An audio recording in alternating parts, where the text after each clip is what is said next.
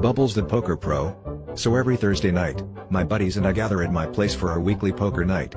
It's nothing fancy, just a group of friends blowing off steam, eating unhealthy snacks, and pretending we know the difference between a flush and a straight. Last week, Dave, our perpetually broke friend, joined us. He always seems to run out of cash by the third hand, but we let it slide because he's good company and has a knack for comedic timing.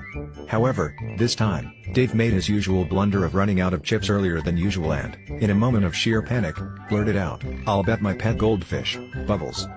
Now, Bubbles is a curious little creature. We'd all seen him countless times, swimming around in his tank while we played. But to bet a goldfish seemed a bit, well, fishy.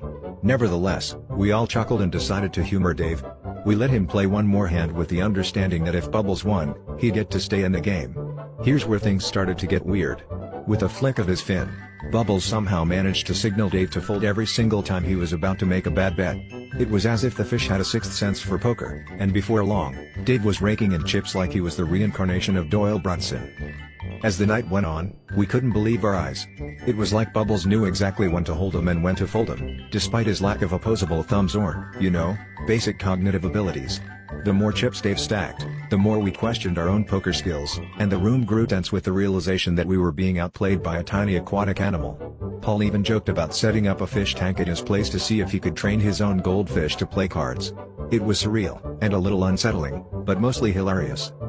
Finally, the night came to an end, and we all stared in bewilderment at the mountain of chips in front of Dave, with Bubbles swimming triumphantly in his makeshift fishbowl trophy. We all laughed it off, but Dave, now grinning from ear to ear, stood up and said, "Well, I guess Bubbles really cleaned up tonight."